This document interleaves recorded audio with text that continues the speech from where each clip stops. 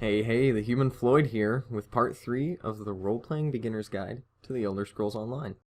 This video is going to describe how to engage in roleplay and offer some additional tips.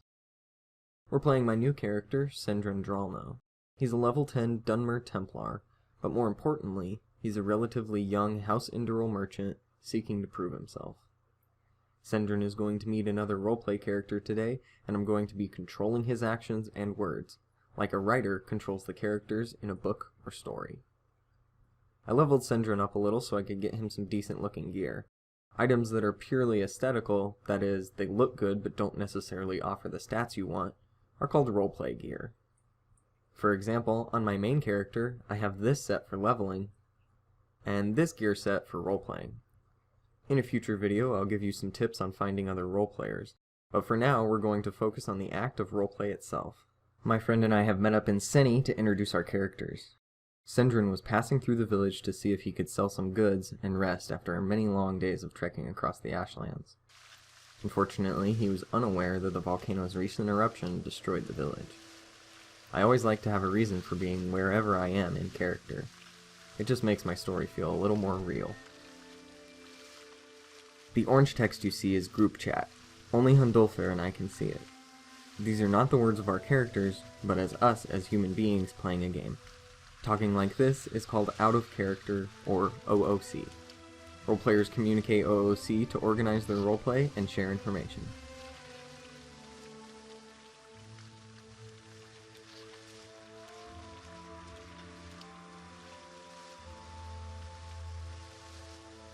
Sendrin got cornered in this house by the giant firebug called a shock. Sendrin is a merchant, not a warrior, so he's in a tight spot right now. Typing /say will bring up the say chat. These are the IC, or in character, words of your avatar. By the saints!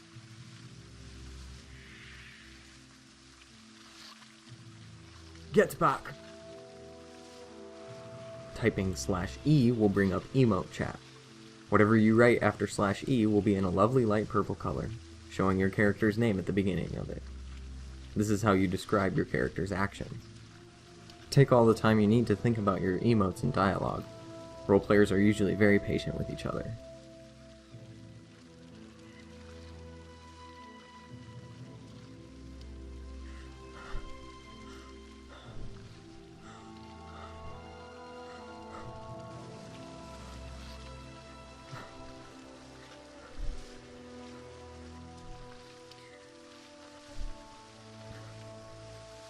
Sometimes roleplayers will throw dialogue into their emotes. As you can see here, Hundulfer describes how his character is frowning and shaking his head while he talks. When writing something your character is verbally saying in an emote, always be sure to put quotations around it to distinguish it from the narrative. Sendrin is shaken by his encounter with the shock. He's fought them before in his travels, but almost slipping into a river of lava would probably unnerve most people. A big part of roleplaying is expressing your character's personality through emotes. Since Sendrin isn't a battle-hardened warrior like the Nord who just saved him, he's more likely to feel and show fear in a situation like this.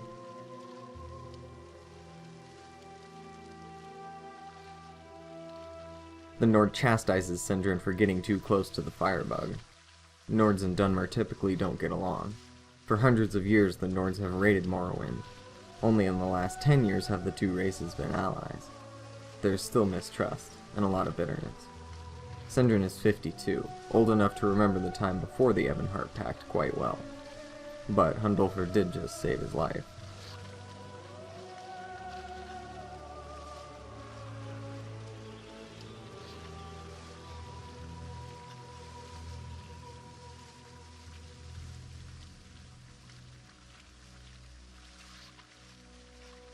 So I made a couple of typos. I forgot to write the word who in my emote. Typos are common and no one is going to judge you for making them. Just like in other forms of online chat, when someone makes a typo, the way they usually address it is by posting their fix with an asterisk in front of it. And yes, I spelled wields wrong, but I didn't notice it at the time. Perfect spelling and grammar are by no means necessary for roleplay. Some people try to make their emotes read like a novel, others don't concern themselves with it. It's all about personal preference. Just make sure people can understand what you're saying. Not many people want to roleplay with someone who writes their emotes like a high school girl writes a text. After a little more banter between the two, Hundolfer tells Sendrin to come with him, saying that some of the Argonian healers can tend to his burns. Earlier I had mentioned that my character had some burns on him. This is a perfect example of a role player working off of someone else's emote. Responding to the things other people write and acknowledging them is how you stay engaged and keep the RP going. Sendrin isn't too happy with the idea of a slimy Argonian touching him though, so he says that he's fine, despite the pain from his burns. He's very much a typical Dunmer in a sense that he sees all other races as inferior, and beast races such as Argonians and Khajiit are nothing more than animals in his view.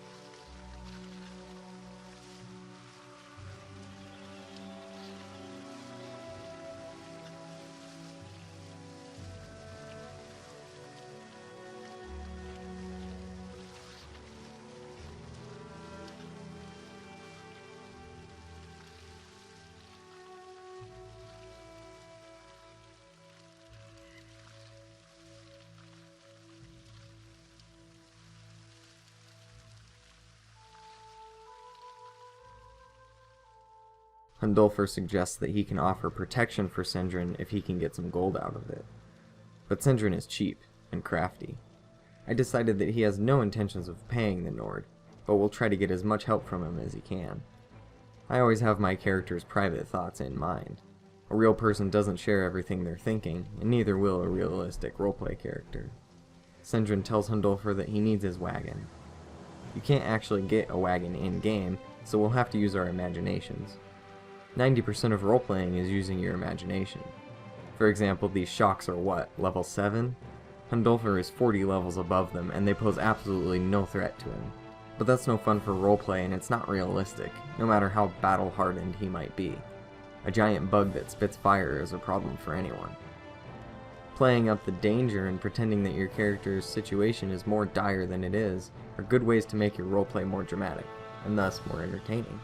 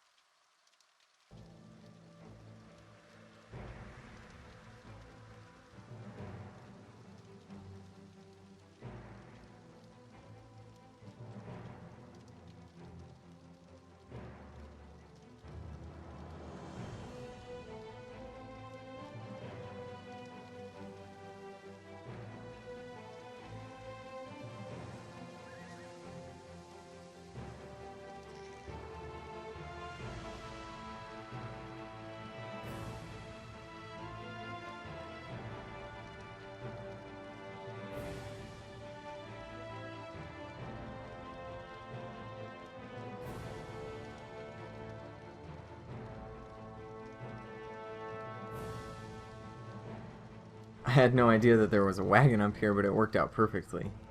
Using the environment for props is a lot of fun. For example, the NPCs scattered around the cart are supposed to be refugees from Seni, but I decided to make them scavengers for the sake of our story.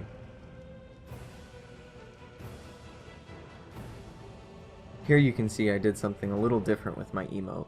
I put 2 straight lines at the beginning of it. This is used to indicate that I'm ignoring my character's name that appears at the beginning of every one of my emotes. In this instance, I'm using it to emote for the NPCs.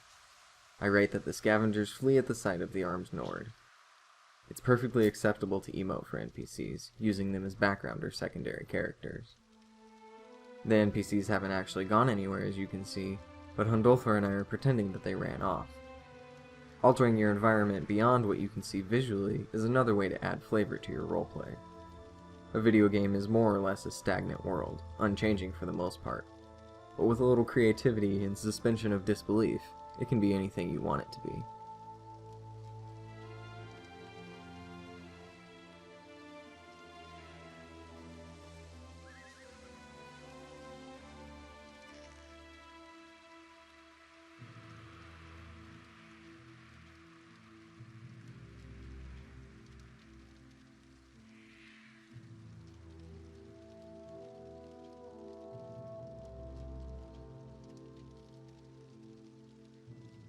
I use the double vertical lines in front of my emote again here. This time I'm just using it to describe the scant remains of Sindrin's stock. I didn't have plans to make this happen to him, but the idea just came to me when I saw the NPCs around the cart. Improvisational acting is one of the major components of roleplay. To someone who doesn't have much experience with RP, it might seem strange to intentionally put my character in such a bad situation. But if a character never goes through trials or hard times, then there's no conflict and fewer opportunities for them to grow. Roleplay isn't about winning or losing. It's about writing a story with your friends. Speaking of friends, you might think that Hundolfr and I don't like each other much, based on how our characters are acting towards one another. But that's not true at all. This is where the distinction between IC and OOC is essential. Nothing Sindrin says to Hundolfr is directed at the human being sitting at his computer in any way. Our characters might not get along, but we don't take anything that happens IC personally. Again, it's about writing a story, and conflict keeps things interesting.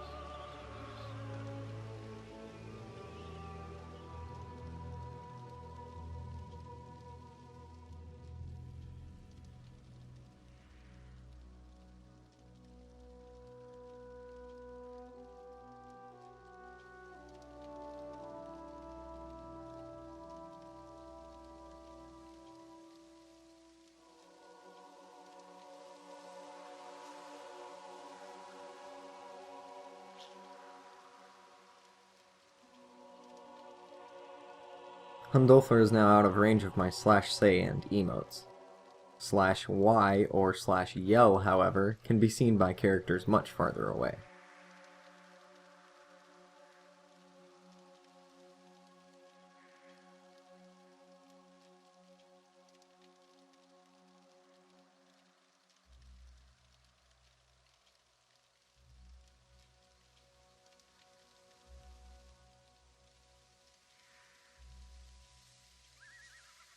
The Nord Hunter wants to show Sindrin a thing or two about living off the land.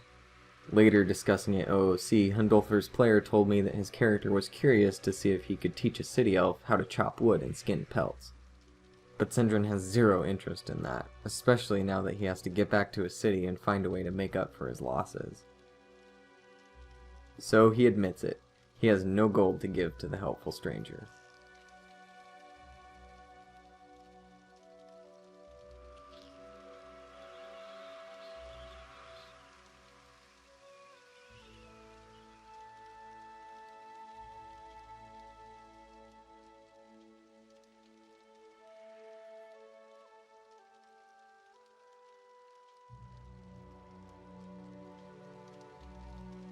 But when Hundolfr insists, telling the Dunmer that he would find it entertaining, Sindrin has enough and walks off. After doing some repairs to his wagon and collecting the items strewn about, Sindrin takes off, managing to make it to Davin's Watch unharmed. The awesome thing about roleplay is that it's one continuous story. The next time I get on Syndron to roleplay, I'll have him desperately trying to make some gold to offset the events in Cine. If he ever runs into Hundolfr again, they will both remember the events of their first encounter. How they act towards one another will be based on this introduction roleplay we did. Some of you might be wondering how much of this roleplay was premeditated. Some roleplayers prefer to pre-plan a lot of their RP, following a course of events that they already thought out. Personally, I do a small amount of planning and let the RP happen as it happens from there. Hundolfr and I planned that his character would save Syndron from a wild beast, but that was it. Everything from that point on was improvised on the spot.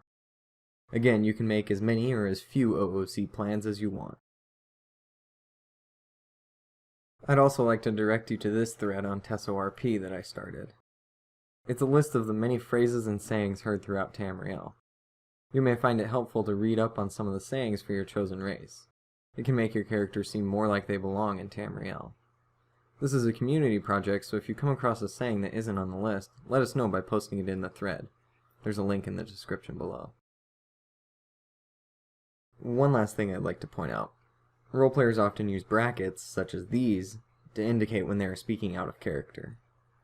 Personally, I prefer to keep my OOC conversations out of /say and emotes, just because I don't like to clutter up my RP tab with OOC distractions. For those of you who don't know about chat tabs, here's how you do it. Click the plus sign, then uncheck all of the chats you want silenced on that tab. For roleplay, I like to have tells, also known as whispers or private messages, say, emote, and group showing, with everything else hidden. I like having a separate tab for RP so I can switch to it and get immersed in the story without being distracted by OOC nonsense.